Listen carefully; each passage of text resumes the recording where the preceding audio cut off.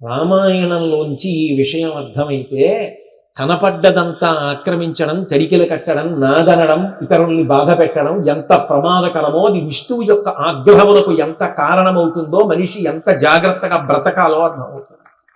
రామకృష్ణ పరమహంస ఒక చోట అంటారు, భగవంతుడు పకపక నవ్వుతాడా అని అడిగారు ఎవరో పరమహంసని. అడిగితే ఆయన ఉన్నారు, నవ్వకపోవడం ఏమిటి, రోజు అసలు నవ్వుతూనే ఉంటాడు పకపక, ఎందుకంత వికవిక, అలా నవ్వడం ఎందుకని అడిగారు. ఇత పూర్వం ఎందరో ఈ 400 గజాలు, ఈ 300 గజాలు, ఈ 200 గజాలు నావి అని రిజిస్ట్రేషన్ చేసుకున్న వాళ్ళు ఉన్నారు. వాళ్ళందరూ వెళ్ళిపోయారు, వాళ్ళ పేర్లు కూడా గుర్తులేవు. ఇదిగో ఇవాళ వీడు బయలుదేరాడు రిజిస్టర్ ఆఫీస్కి కాగితాలు రాసుకొని. ఇలా వెళ్ళిపోయిన వాళ్ళు ఎందరో మళ్ళీ ఇవాళ చూడింది రిజిస్ట్రేషన్లో అని పరమేశ్వరుడు నవ్వుతూనే ఉంటాడయా అన్నాడు. అంటే యథార్థమునకు ఈ భూమి ఎప్పుడూ ఆయన సొత్తు. అందుకే నిద్ర లేవగానే కూడా మొట్టమొదట పాదం పెట్టే ముందు సముద్ర వసనేదేవి పర్వత స్థనమండలే విష్ణుపత్ని నమస్తుభ్యం పాదాహతిం క్షమస్వమే అని ఆ తల్లికి నమస్కారం చేసి వేస్తాను తప్ప ఈ భూమి నాది అనగలిగిన వాడు ఉండడు. ఎవడైనా చిట్ట చివరికి ఆ భూమిలోకి వెళ్ళిపోవలసిన వాడే. ఎంత నాదన్నవాడైనా చివరికి 6 అడుగులో 5 అడుగులు అందులోకి వెళ్ళిపోవలసిన వాడే, అందులో కలిసిపోవలసిన వాడే. భూమి నాది ఏమిటి, భూమిని పాడు చేయడం ఏమిటి? కాబట్టి కాపిలం రూపమాస్తాయా ధారయత్యనిశం ధరాం తస్య కోపాగ్నినా దగ్ధా భవిష్యంతి నృపాత్మజాహ. ఇప్పుడు విష్ణువు కపిల మహర్షి అన్న రూపంతో ఉన్నారు. ఆయన గ్రహిస్తారు ఏదో ఒకనాడు వీళ్ళ తెంపరితనాన్ని. ఆయన గ్రహించిన నాడు మామూలుగా ఉండదు ఆయన ఆగ్రహం. ఎందుకని అంటే ఏదో ఒక చిన్న దోషం అయితే వేరు, మొత్తం భూమిని పాడు చేస్తున్నారు వీళ్ళు, మొత్తం భూమిని భేదించి గోతులు పెడితేస్తున్నారు. దానివల్ల భూమి పాడైపోట్లా, ఎన్ని ప్రాణులు నశించిపోతున్నాయి వీళ్ళ అత్యుత్సాహానికి. ఆయన ఆగ్రహించిన నాడు అస్త్రం అక్కర్లేదు, ధనస్సు పట్టుకోక్కర్లేదు. ఆగ్రహించి చూసి ఒక హుంకారం చేస్తే చాలు, వీళ్ళు చనిపోవడం కాదు బూది కుప్పలైపోతారు, ఉత్తరగతులు లేకుండా పోతారు. అంటే రామాయణం ప్రాతిపదిక చేసుకున్నప్పుడు, రామాయణానికి వారసులం అన్నప్పుడు భూమి జోలికి వెళ్ళడం, భూమి విషయంలో చెలగాటం, భూమిని పాడు చేయడం ఎంత ప్రమాదకరమైన విషయమో మనకు అర్థమవుతుంది. రామాయణము ఏదో చదువుకునో వినో విడిచిపెట్టే కథ కాదు. రామాయణం జీర్ణమైతే మనిషి మనిషిగా ఎలా బ్రతకాలో అర్థమవుతుంది. అందుకే బ్రహ్మగారు చెప్పిన మాట వాళ్ళందరూ వెళ్ళిపోయారు. ఈ 60,000 మంది పాతాళం దాకా వెళ్ళి యజ్ఞాశ్వం కనపడలేదని తిరిగి తండ్రి దగ్గరికి వెళ్ళారు. నాన్నగారు మీరు చెప్పినట్టే భూమినంతటినీ భేదించాం, కానీ మాకెక్కడా కనపడలేదు యజ్ఞాశ్వం అన్నారు. ఆయన అన్నాడు, మీరు ఏం చేస్తారో నాకు తెలియదు, వేరొక మాట భూమినంతటినీ భేదించి పాతాళలోకం వరకు వెళ్ళిపోండి, ఎక్కడో అక్కడ యజ్ఞాశ్వము దొరుకుతుంది. మీరు ఈ మాట యజ్ఞాశ్వము లేకుండా అసలు నా వద్దకు రావద్దు, అదో అమంగళకరమైన మాట. మీరు రావద్దు, యజ్ఞాశ్వంతోటే రండి నా దగ్గరికి. మహోత్సాహం, నాన్నగారు చెప్పారు కదా యజ్ఞాశ్వంతోనే రావాలి. మళ్ళీ వెళ్ళారు, మళ్ళీ భేదించుకుంటూ పాతాళం వరకు వెళ్ళిపోతున్నారు. వెళ్ళిపోతుంటే శ్రీరామాయణంలో కొన్ని అద్భుతమైన విషయాలు చెప్తారు. వాళ్ళు మొట్టమొదట తూర్పు దిక్కుని భేదించుకుంటూ కిందకి వెళ్ళారు. అక్కడ వాళ్ళకు ఒక ఏనుగు కనపడింది. దిశాగజం విరూపాక్షం ధారయంతం మహీతలం, దాని పేరు విరూపాక్షం, దాన్ని దిగ్గజం అంటారు. అది భూమిని మోస్తూ ఉంటుంది. తూర్పు దిక్కున మోస్తున్నటువంటి ఆ దిగ్గజం పేరు విరూపాక్షము. దానికి బడలిక కలుగుతుంది, అప్పుడప్పుడు తలకాయ నిప్పెడుతుంది, అంత కదలకుండా నిలబడి ఆ భూమిని మోయడంలో. అది ఏదో బిండిని ఓసారి ఎగరేసి సర్దుకున్నట్టుగా భూమిని ఇలా పైకెత్తి మళ్ళీ తల మీద అమర్చుకుంటూ ఉంటుంది, తలకి భారం అనిపించినప్పుడు. అలా ఏనుగు తల మీద భూమిని ఎప్పుడు ఒకసారి ఎగరేసిందో అప్పుడు ఆ ప్రాంతమునందు భూకంపాలు వస్తాయని చెప్పింది రామాయణం. అలా ఎందుకు బరువు అవుతుంది అంటే పాపచింతనం ఎక్కువై. దిశాగజం విరూపాక్షం ధారయంతం మహీతలం. తూర్పు దిక్కున తవ్వి పాతాళం వరకు వెళ్ళారా, ఏనుగు కనపడింది. దానికి ఓ నమస్కారం చేసి ప్రదక్షిణం చేశారు. అక్కడి నుంచి ప్రదక్షిణ పురస్సరంగా వెళుతున్నారు పాతాళానికి. అందుకని తూర్పు నుంచి దక్షిణానికి వచ్చారు. మహాపద్మం మహాత్మానం సుమహత్ పర్వతోపమం. పెద్ద పర్వతం ఎంత ఉంటుందో అంత పెద్ద ఏనుగు ఇంకొకటి కనపడింది, దాని పేరు మహాపద్మం. అది దక్షిణ దిక్కున భూమిని మోస్తోంది. దానికి ఓ ప్రదక్షిణం చేశారు, నమస్కారం చేశారు. ఈ భేదించే లోపల అడ్డొచ్చినటువంటి ప్రాణులన్నింటినీ చంపేశారు. చంపుకుంటూ పశ్చిమ దిక్కుకు వచ్చారు. పశ్చిమ దిక్కుకు వచ్చేటప్పటికీ అక్కడ దిశాగజం సౌమనసం దదృశస్తే మహాబలాహ, వీళ్ళకి సౌమనసము అనబడేటటువంటి ఒక గొప్ప ఏనుగు కనపడింది. అది పశ్చిమ దిక్కును మోస్తోంది భూమిని. దానికి ప్రదక్షిణం చేశారు, ఉత్తర దిక్కుకు వచ్చారు. భద్రం భద్రేన వపుష, భద్రము అనబడేటటువంటి ఇంకొక పెద్ద ఏనుగు ఒకటి కనపడింది. ధారయంతం మహీమిమాం, అది భూమిని మోస్తోంది.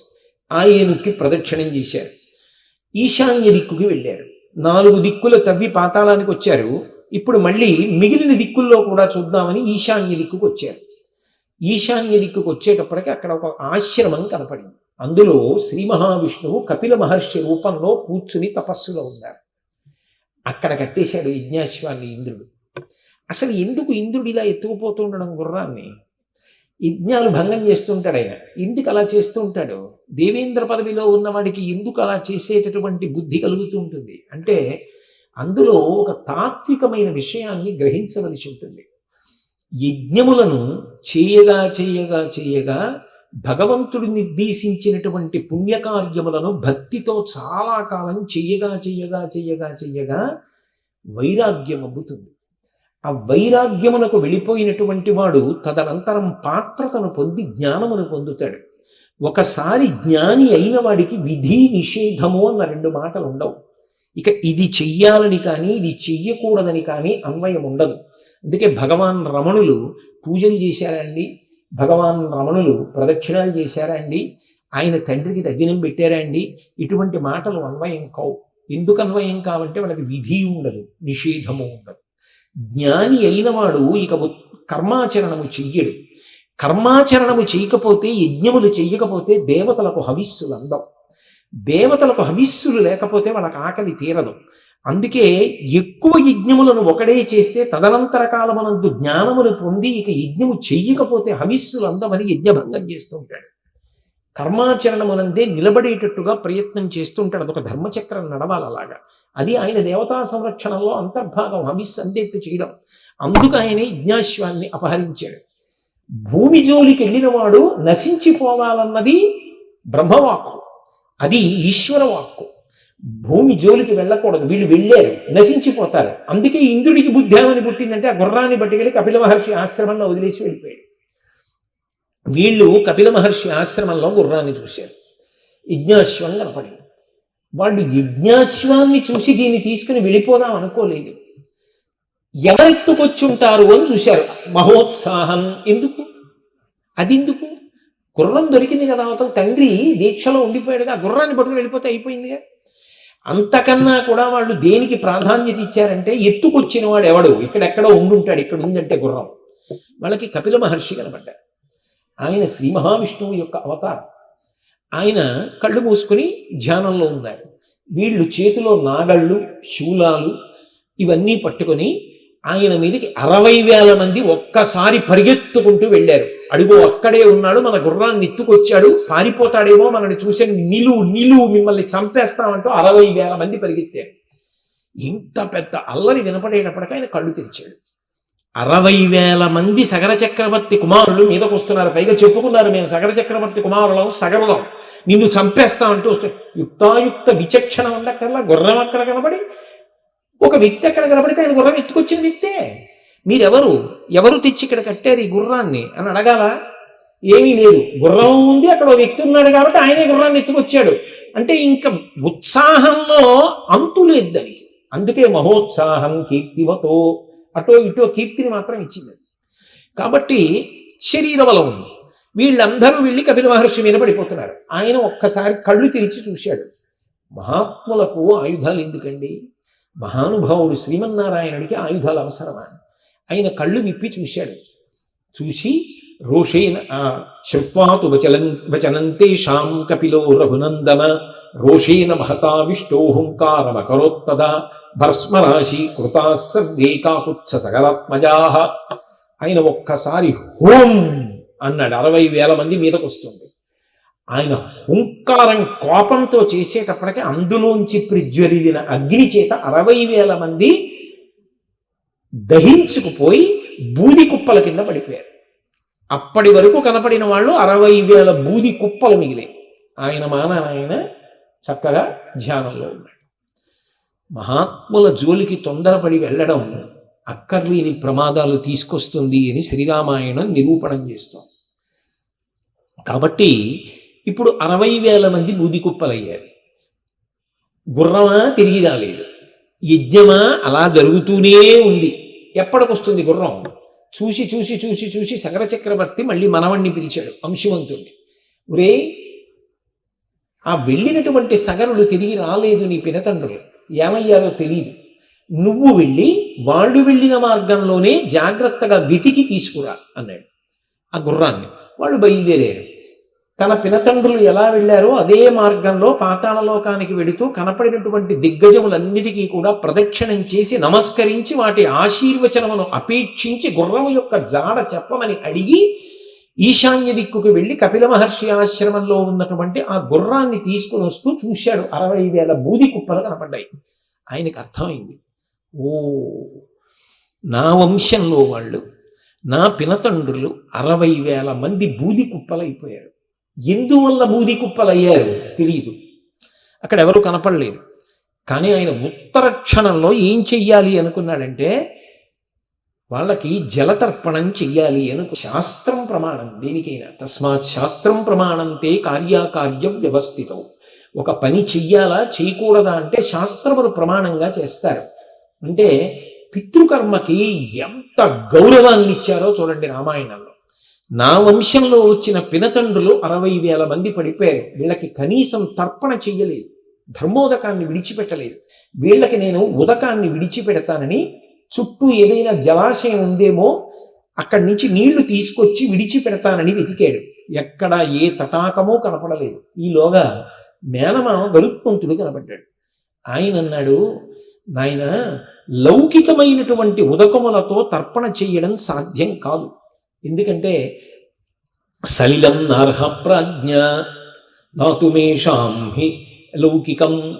లౌకికము అంటే భూమి మీద ఉన్నటువంటి నీళ్లతో తర్పణ చేస్తే వీళ్ళకి అందదు. ఆకాశమునందే నీరు ఆవిరవుతుంది. కారణం ఏమిటంటే వీళ్ళు సామాన్యంగా చనిపోలేదు, శ్రీ మహావిష్ణువు యొక్క ఉగ్రమైన తేజస్సుకి చచ్చిపోయారు. ఆయన కోపించిన తేజస్సుకు చచ్చిపోయారు. అందుకని వీళ్ళకి నీరు విడిచిపెడితే అందడం కూడా ఉండదు. వీళ్ళు స్వర్గలోకమును కూడా పొందరు. వీరు ఇలాగే ఉండిపోతారు. ఇలా బాధపడుతూ వీళ్ళు ఉండకుండా ఉండాలి అంటే ఒకే ఒక్క మార్గం ఉన్నది. హిమవంతుని యొక్క పెద్ద కుమార్తె గంగ ఆకాశమునందు ప్రవహిస్తోంది. ఆ గంగని భూమి మీదకి తీసుకురావాలి. భూమి మీద ఉన్న లౌకిక జలములు పనికిరావు కనుక ఆ గంగ భూమి మీదకి అవతరిస్తే, ఆ గంగ నీటి చేత తర్పణ ఇస్తే, ఆ గంగ వీళ్ళ యొక్క బూది కుప్పల మీద ప్రవహిస్తే అప్పుడు వీళ్ళు స్వర్గవాసానికి వెళతారు. అలా చేయగలిగితే చెయ్యి. ముందు గుర్రాన్ని తీసుకెళ్ళి అవతల మీద. మహానుభావుడు తాతగారు యజ్ఞంలో దీక్షితుడై కూర్చుని ఉండిపోయాడు. సరే, తాను ఇప్పుడు తొందరపడి గంగావతరణం చేయించలేడు. అందుకే ముందు గుర్రాన్ని తీసుకుని వెళ్ళిపోయాడు. విన్నాడు, అయ్యయ్యో 60,000 మంది కుమారులు పోయారు. ఒక కొడుకుకి దేశ బహిష్కారం వేశాడు, మిగిలింది మనవడొక్కడే. వంశకర్త అన్నాడు కదా భృగు మహర్షి. అందుకే అసమంజసుడు విడిపోయిన వంశం నిలబడింది. అంశుమంతుడు మిగిలాడు మనవడు. అందుకని వంశకర్త అయ్యాడు. ఋషివాక్కు ఉత్తినే పోవడానికి వీల్లేదు. మహాత్ములైన వారు, తపస్సిద్ధి ఉన్నటువంటి వారి నోటి వెంట వచ్చిన మాట ఎంత సత్యమవుతుందో రామాయణం నిరూపణం చేస్తుంది. కాబట్టి ఇప్పుడు అంశుమంతుడికి పట్టాభిషేకం చేశాడు. తాను కొన్ని వేల సంవత్సరములు పరిపాలించిన తరువాత పట్టాభిషేకం చేసి దేహధర్మాన్ని పొంది తర్వాత ఆయన స్వర్గలోకానికి వెళ్ళిపోయాడు. అంశుమంతుడు చాలా కాలం ఎలా గంగని భూమి మీదకి తీసుకురావాలి అని ఆలోచన చేస్తూనే ఉన్నాడు, పరితపిస్తూనే ఉన్నాడు, పెద్దలను సంప్రదిస్తూనే ఉన్నాడు. సగర చక్రవర్తి చెయ్యలేకపోయాడు, అంశుమంతుడు చెయ్యలేకపోయాడు. కొన్ని వేల సంవత్సరములు రాజ్యభారాన్ని మోసిన తరువాత నేను ఇక గంగావతరణం చేయించలేను అని బాధపడి అంశుమంతుడు కూడా తపస్సు చేసి శరీరాన్ని వదిలిపెట్టేశాడు. దిలీపుడు రాజ్యానికి వచ్చాడు. దిలీపుడు కొన్ని వేల సంవత్సరములు రాజ్య పరిపాలన చేశాడు. ఆయన కూడా తన ప్రపితరులను ఎలా తరింప చెయ్యాలని ఆలోచించాడు. మీరు ఒక్క విషయాన్ని బాగా గుర్తుపెట్టుకోవాలి. శ్రీరామాయణమునందు ప్రతిపాదింపబడేటటువంటి విషయమునకు మనము వారసులము. మన వరకు కాదు, మనకు ముందు పుట్టినటువంటి వారెవరున్నారో, శరీరమును విడిచిపెట్టిన వారెవరున్నారో వారికి ఉన్నత గతులు కలిగేటట్టుగా ప్రవర్తించడం మన ప్రాథమికమైనటువంటి కర్తవ్యం. వంశంలో పుట్టిన వాళ్ళ మీద ఎంత గౌరవం ఉండాలి, కనీసం తన వంశంలో పుట్టిన పెద్దల పేర్లు కొన్ని తెలిసి ఉండాలి. కూతురు నిశ్చితార్థం చేస్తుంటే మా తాతగారు ఫలానా, మా ముత్తాతగారు ఫలానా, ఆయన ఈ మంచి పనులు చేశారు, ఇంకొక ఆయన మంచి పనులు చేశారు, తన వంశం గురించి తనకి తెలిసి ఉండాలి, వాళ్ళ గురించి ఆర్తి ఉండాలి. అందుకే ఎక్కడి సగర చక్రవర్తి, సగర చక్రవర్తి కొడుకు అసమంజసుడు, అసమంజసుడి కొడుకు అంశుమంతుడు, అంశుమంతుడి కొడుకు దిలీపుడు, దిలీపుడు కొడుకు భగీరథుడు. దిలీపుడు కూడా గంగావతరణం చేయించలేకపోయాడు, ఆయన కూడా శరీర త్యాగం చేశాడు. తర్వాత భగీరథుడు వచ్చాడు. ఇప్పుడు జరిగింది మా వంశంలో, ఇప్పుడు మాత్రం మేము ఏం చేస్తామంటే అక్కడ ఒక గోడ కట్టించి దాన్ని ఒక స్మారక స్తూపము అని చెప్పి అప్పుడప్పుడు చూడ్డానికి వెళ్ళి రావడానికి, ఓ దండేయడానికి, ఓ నమస్కారం పెట్టడానికి కూడా వాడుకోవచ్చు. కాదు, వాళ్ళని తరింప చేయడం నా కర్తవ్యం అని అనుకున్నాడు. దానికి ఆయన చేసిన త్యాగం ఏమిటో తెలుసా? రాజ్యాన్ని మంత్రులకు అప్పచెప్పాడు. అప్పచెప్పి ఎవరి కోసం? తన వంశంలో తనకి ముందు జన్మించినటువంటి ప్రపితరుల కోసం అని చెప్పి వాళ్ళని తరింప చెయ్యడానికి రాజ్య భోగాలు వదిలి గోకర్ణ క్షేత్రానికి వెళ్ళి గొప్ప తపస్సు చేశాడు. ఎన్నేళ్ళు అంటే వాల్మీకి మహర్షి అన్నారు కొన్ని వేల సంవత్సరములు నడిచిపోయి అన్నాడు. దేనికి? తన కోసం కాదు, తన వంశంలో ముందు వచ్చిన వాళ్ళని ఉద్ధరించడానికి అంత మహాత్యాగం చేశాడు. ఊర్ధ్వబాహు పంచతప మాసాహారో జితేంద్రియ తస్య వర్ష సహస్రాణి ఘోరే తపసి తిష్ఠితః. ఆయన ఊర్ధ్వబాహు, రెండు చేతులు పైకెత్తి, పంచతప, పంచతప అంటే 5 అగ్నిహోత్రముల మధ్య ఉండడం. గ్రీష్మ ఋతువులో మంచి ఎండ కాస్తున్నప్పుడు 4 వైపుల దగ్గరగా అగ్నిహోత్రాన్ని పెట్టుకుని సూర్యుడి వంకే చూస్తూ తపస్సు చేస్తారు. అంటే ఒక తపస్సు చేసేటప్పుడు మనసు లగ్నం చెయ్యాలి అంటే ఆసన శుద్ధి, శరీరమునకు కొంత సౌకర్యము ఉంటే కదా మనసు నిలబడుతుంది. అంటే ఎంత వ్యగ్రతతో చేశాడంటే ప్రతిబంధకములను అధిగమించి భగవంతుని యందు దృష్టి పెట్టాడు. ఎవరి కోసం ఈ కష్టం? తన పూర్వీకుల్ని తరింప చేయడానికి. అది రామాయణం, అది మనం బ్రతకవలసిన విధానం, అది రామాయణం నేర్పుతుంది. ఆనాడు కదా నీ కథ చెప్పుకుని ఇలా బ్రతకండి అంటారు. ఎందుకు రామాయణము సాధన అంటే ఇలా బ్రతకాలి. ఎంత భోగాన్నైనా తన వారి కోసం విడిచిపెట్టి మహానుభావుడు తపస్సు చేశాడు. అంత తపస్సు చేస్తే 1000 సంవత్సరములు గడిచిపోయాయి. ఇన్ని 1000 సంవత్సరములు అయిపోయినా ఆయన నిరాశ చెందలేదు, నిస్పృహ చెందలేదు. నేను చెయ్యగలను, నేను సాధించగలను. ఈష అంటుంటారు మహర్షి. సంకల్ప బలం. మనిషికి నేను ఇది సాధించాలన్న తాపత్రయం ఉండాలి. ముందు లోపల ఆ నమ్మకం ఉండాలి. నమ్మకానికి తగినట్టు నిలబడగలిగినటువంటి ధృతి ఉండాలి. అది లేనినాడు కేవలముగా ఆశయాలు పెట్టుకుంటే పరిగెత్తుకుంటూ వచ్చి కౌగిలించుకో. ఒక ఆశయాన్ని సాధించాలి అంటే అనితర సాధ్యమైనటువంటి పరిశ్రమ చెయ్యాలి. దానికోసం భోగత్యాగం చెయ్యాలి అవసరమైతే. సచిన్ టెండూల్కర్ భారతరత్న, ప్రపంచ ప్రఖ్యాతిని పొందాడు క్రికెటర్గా. కానీ ఆయన జీవితంలో క్రికెట్ని సాధించడానికి ప్రొద్దుటి నుంచి మధ్యాహ్నం వరకు క్రికెట్ ఆడితే ఇంటికి వచ్చిన తర్వాత మళ్ళీ సాయంకాలం వేసుకుని వెళ్ళడానికి తెల్ల బట్టలు లేకపోతే ఉన్నవి ఒకే ఒక జత. మధ్యాహ్నం భోజనం చేసే ముందు ఆ బట్టలు తుక్కుని దండం మీద ఆరేసుకుని భోజనం చేస్తే సాయంకాలం మళ్ళీ శిక్షణ కోసం వెళ్లే ముందు జేబులు ఆరకుండా ఉంటే తడి జేబులతో ఉన్న ఒకే ప్యాంటు చొక్కా వేసుకుని నేను కొన్ని నెలలు పరిశ్రమించానని రాసుకున్నాడు ఆత్మకథలో. బస్సు ఎక్కి బాంబేలో వెడుతున్నప్పుడు ఆయన కిట్ పక్కన పెడితే ఇంకొక ప్రయాణికుడు నిలబడడానికి చోటు పోతోంది, నువ్వు ఇంక 2 టికెట్లు కొను అంటే కొనడానికి డబ్బులు లేకపోతే బ్యాటు, కట్టుకోవలసిన ప్యాడ్స్, గ్లోవ్స్ తన శరీరానికి చుట్టూ కట్టేసుకుని బస్సు ఎక్కి నిలబడి ప్రయాణం చేసి ఇంటికి వెళ్ళేవాడు. ఇన్ని కష్టాలు పడి క్రికెట్ ఆడాడు. ఇంత గొప్పగా సాధన చేసి ఆఖరణ ఒక్క రూపాయి ఉంటే పళ్ళరసం తాగుదాం అనిపిస్తే గురువుగారు అచ్చిరేకర్ టెండూల్కర్లో ఉన్నటువంటి ఆ కోరికని కనిపెట్టి సాధన కింద మలిచాడు. వికెట్ల మీద రూపాయి పెట్టి 65 మంది ఫీల్డర్స్ చుట్టూ నించుంటారు. క్యాచ్ పట్టకూడదు, క్లీన్ బౌల్డ్ అవ్వకూడదు. 45 నిమిషాల సేపు బంతి వెంట బంతి వేస్తుంటే నేలబారుగా తప్ప గాలిలోకి 65 మంది ఎటుకొట్టిన పట్టుకుంటారు. ఎవరూ పట్టుకోవడానికి వీలు లేకుండా 45 నిమిషములు ఆడగలిగితే వికెట్ల మీద రూపాయి నీదే. ఏకాగ్ర దృష్టితో బంతులు 65 మందికి దొరకకుండా కొట్టా రూపాయి పెట్టి పలరసం తాగిల్లినటువంటి టెండూల్కర్ తర్వాత భారతరత్న అయ్యాడు. ఒక నిశ్చయం, నేను దీన్ని సాధిస్తా, దానికోసం పరిశ్రమ చెయ్యగలిగినటువంటి తాపత్రయం. ఒకనాడు రామాయణం ఏ స్ఫూర్తినిచ్చిందో దాన్ని అందుకున్నారు. అందుకోలేదు అని మీరు అనకండి. నేను టెండూల్కర్ ఉదాహరణ చెప్పడానికి ఒక కారణం ఉంది, దాని వెనక ఒక వైదికమైన కారణం ఉంది. ఆయన కీన్యాతో క్రికెట్ ఆడుతున్నప్పుడు సెంచరీ కొట్టినప్పుడు వారం క్రితం వాళ్ళ నాన్నగారు చనిపోయారు. సెంచరీ కొట్టిన తర్వాత ఆయన ఆకాశం వంక చూసి కళ్ళంబట నీళ్లు కారుస్తూ, వారం క్రితం పోయిన నా తండ్రికి అంకితం చేస్తున్నానంటూ పైకి చూసి నమస్కారం చేశాడు. అంటే తండ్రి ఇక్కడ శరీరం విడిచిపెట్టి పైకి వెళ్ళాడు పితృలోకానికని నమ్మాడు. కానీ దేశ లక్ష్యం కోసం 11 మందిలో ఒకరిగా ఆడుతున్నప్పుడు దుఃఖం తనని లక్ష్యశుద్ధికి అడ్డుపడకుండా తనని తాను నిగ్రహించుకొని నిలబడగలిగాడు లక్ష్య సాధన కొరకు. టెండూల్కర్ అంటే క్రికెటర్ తెలుసు, కానీ ఆయన ఆత్మకథ చదివితే ఆయనలో ఉన్న వేరొక భగీరథుడు కనబడతాడు. అది భగీరథుడు అంటే. ఒక ఆట ఆడడానికి అంత భోగత్యాగం చేశాడు.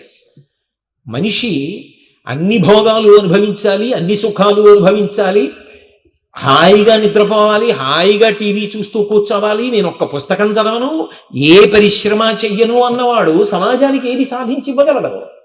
అవసరమైతే ఏదైనా విడిచిపెట్టి ఎంతసేపైనా నీ లక్ష్యం కోసం నువ్వు పరిశ్రమ చెయ్యగలిగితే వాడు వృద్ధిలోకి వస్తాడు. గంగావతరణం కేవలం కథ అని అనుకోకండి. ఇవాల్టికి పాపములను పోగొట్టుకోవడానికి వీలైన రీతిలో ప్రవహిస్తున్న గంగమ్మని తీసుకురావడం వెనక భగీరథుని యొక్క ప్రయత్నాన్ని గమనించండి. రామాయణ వారసులుగా సాధన బలాన్ని అందిపుచ్చుకోండి అని వాల్మీకి మహర్షి మనకి రామాయణాన్ని ఇచ్చారు.